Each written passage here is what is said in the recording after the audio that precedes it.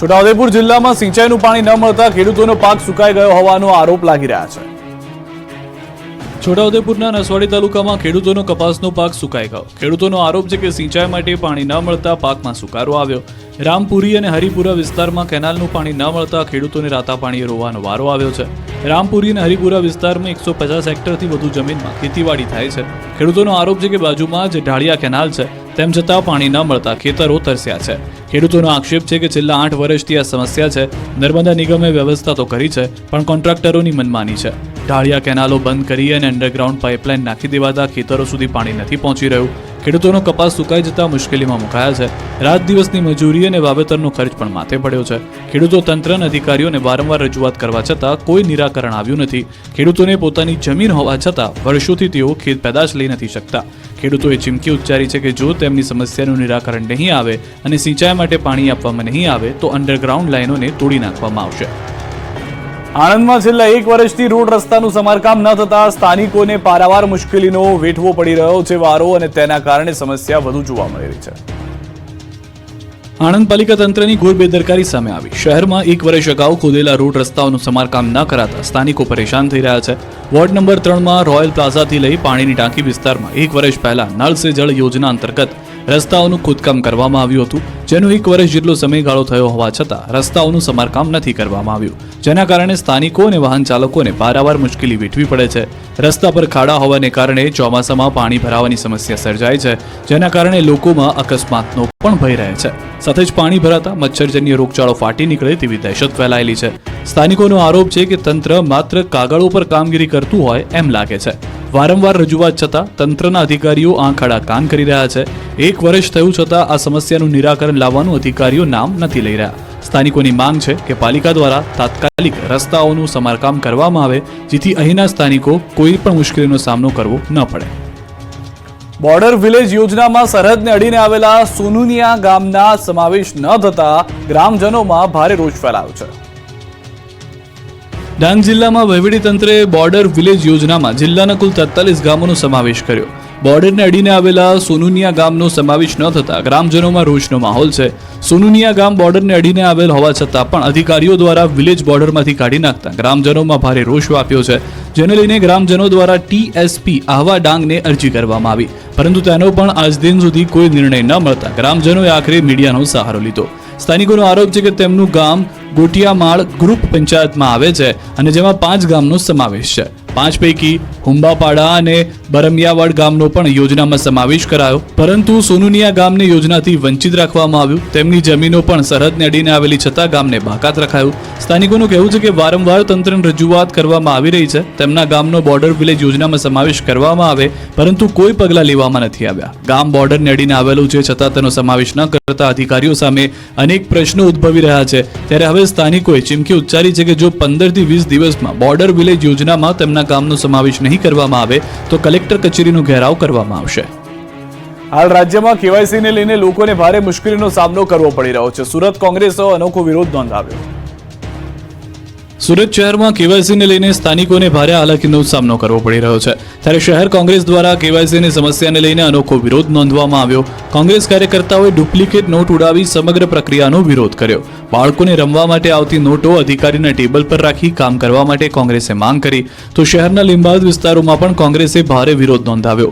મોટી સંખ્યામાં કોંગ્રેસ કાર્યકરો વિરોધ પ્રદર્શનમાં જોડાયા, જેઓએ બેનરો અને સૂત્રોચ્ચાર કરી તંત્ર સામે રોષ ઠાલવ્યો. લીંબાદ વિસ્તારમાં શ્રમિકોનો સૌથી મોટો વર્ગ લિંબાયતમાં આવેલો છે. તેમને થતી હેરાનગતિને લઈને કોંગ્રેસ વિરોધ પર ઉતરી આવ્યું છે, જેથી કોંગ્રેસના કાર્યકર્તાઓની પોલીસ દ્વારા અટકાયત કરવામાં આવી. વડોદરામાં સતત 3જા દિવસે દાદાનું બુલડોઝર ચાલ્યું. ન્યાય મંદિર સહિતના વિસ્તારોમાં ગેરકાયદે દબાણો દૂર કરાયા. વડોદરામાં ભાજપના પૂર્વ કાઉન્સિલરના પુત્રની વિસ્તારના માથાભારે બાબર પઠાણ અને તેના સાગરીતો દ્વારા કરાયેલી હત્યાના પગલે વડોદરા કોર્પોરેશન દ્વારા બુલડોઝર વાળી શરૂ કરવામાં આવી છે. ત્યારે આજે સતત 3જા દિવસે બુલડોઝરથી ગેરકાયદેસર દબાણો દૂર કરવાની કાર્યવાહી કરાઈ. શહેરના ન્યાય મંદિર વિસ્તાર અને દૂધવાલા મહોલ્લામાં કોર્પોરેશનના JCBએ સપાટો બોલાવ્યો. દબાણ શાખાની કાર્યવાહીથી વેપારીઓ પોતાની લારી ગલ્લા છુપાવવા લાગ્યા હતા, પરંતુ DCP લીના પાટીલ અને પોલીસ ટીમે શેરી ગલીઓમાં ઘૂસીને લારી ગલ્લા જપ્ત કર્યા હતા. સમગ્ર પ્રક્રિયામાં મોટો પોલીસ કાફલો તૈનાત કરાયો હતો.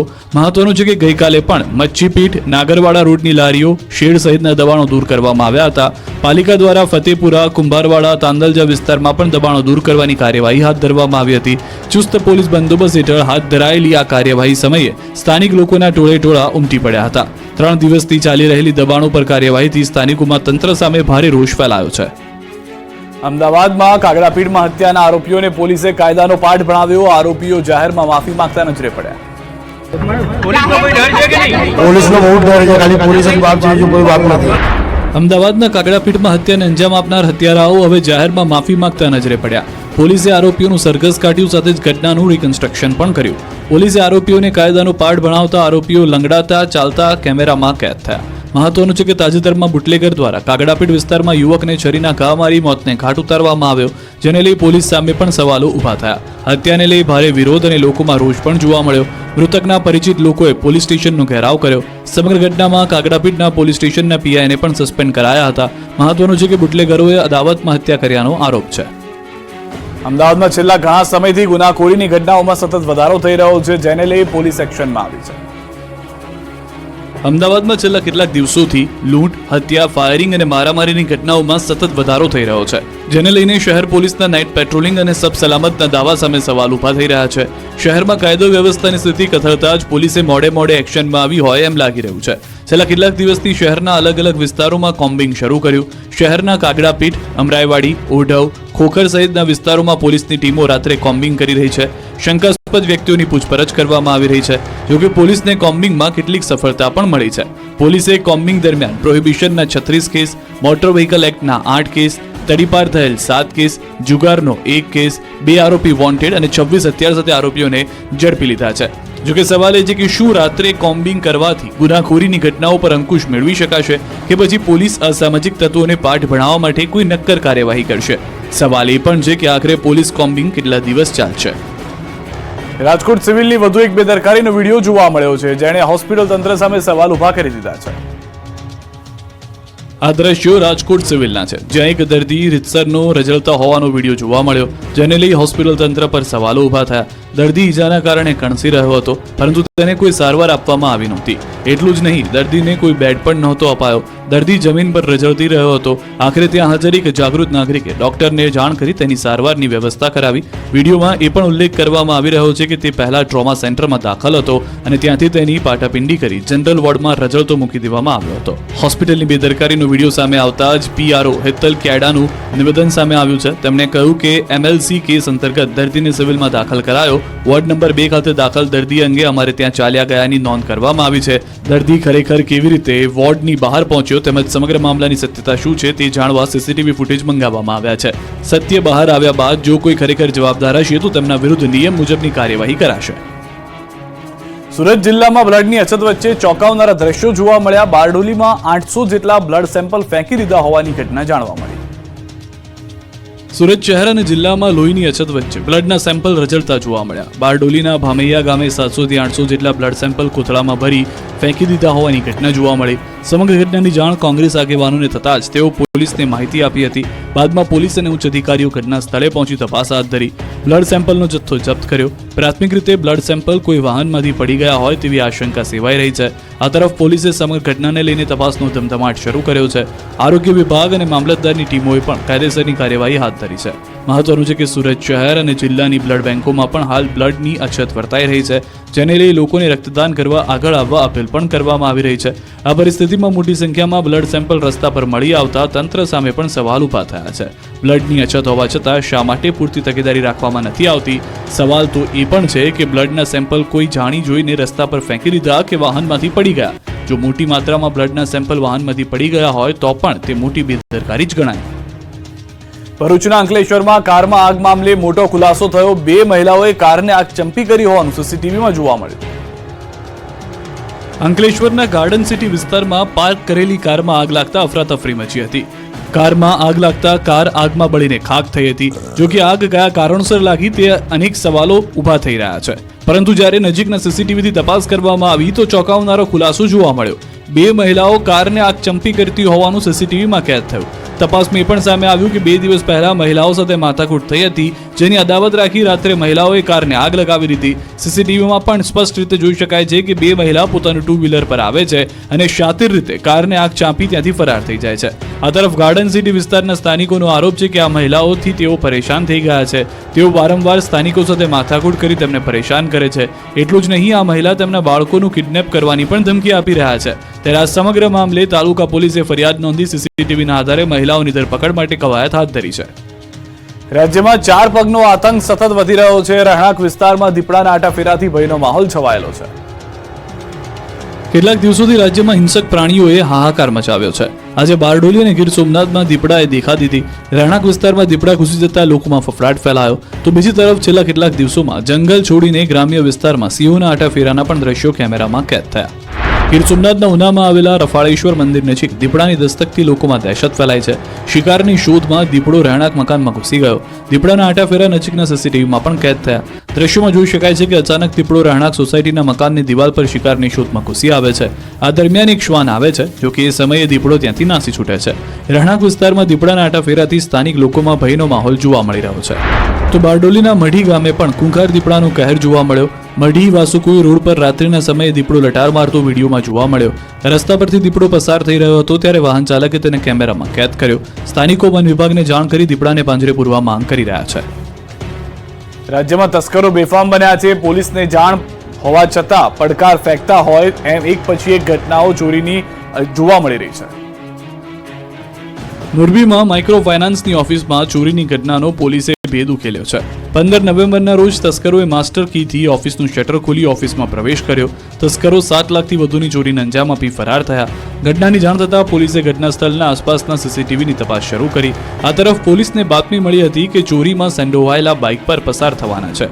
ત્યારે પોલીસે રેલવે સ્ટેશન નજીક વોચ ગોઠવી વર્ણનવાળા સહિત એક વ્યક્તિની અટકાયત કરી. આરોપીઓ પાસેથી ચોરીનો મુદ્દામાલ પણ જપ્ત કર્યો. પોલીસ તપાસમાં સામે આવ્યું કે ઝડપાયેલા આરોપી અભિષેક દેવમુરી અગાઉ ફાઇનાન્સ કંપનીમાં નોકરી કરતો હતો, જ્યારે જય ઉર્ફે શની સોલંકી હાલ પણ આ ફાઇનાન્સ કંપનીમાં નોકરી કરે છે. જેથી તેઓ કંપનીની દરેક જગ્યાએથી માહિતગાર હતા, જેથી તેઓએ ડુપ્લિકેટ ચાવીઓ બનાવી ચોરીને અંજામ આપ્યો. આ તરફ વડોદરામાં પણ તસ્કરોએ તરખાટ મચાવ્યો. વડોદરાના સાદલીમાં તસ્કરો સ્મશાનને નિશાન બનાવ્યો. તસ્કરો સ્મશાનથી લોખંડની સગડીની પ્લેટ અને મૃતકને સુવડાવવાનું સ્ટ્રક્ચર ચોરી કરી ફરાર થઈ ગયા. વડોદરા જિલ્લામાં મંદિરોમાં ચોરીની ઘટનાઓમાં સતત વધારો થઈ રહ્યો છે. ત્યારે હવે સ્મશાનમાં પણ ચોરીની ઘટના સામે આવતા લોકોમાં ભારે રોષ જોવા મળ્યો છે. દ્વારકામાં યુવતીઓની આડમાં લૂંટ ચલાવતી ગેંગનો પર્દાફાશ થયો છે. પોલીસે ગેંગના 5 આરોપીઓને દબોચી લીધા છે. દ્વારકામાં એક એવી ગેંગ સક્રિય થઈ હતી જે યુવતીઓની મદદથી લૂંટને અંજામ આપતી.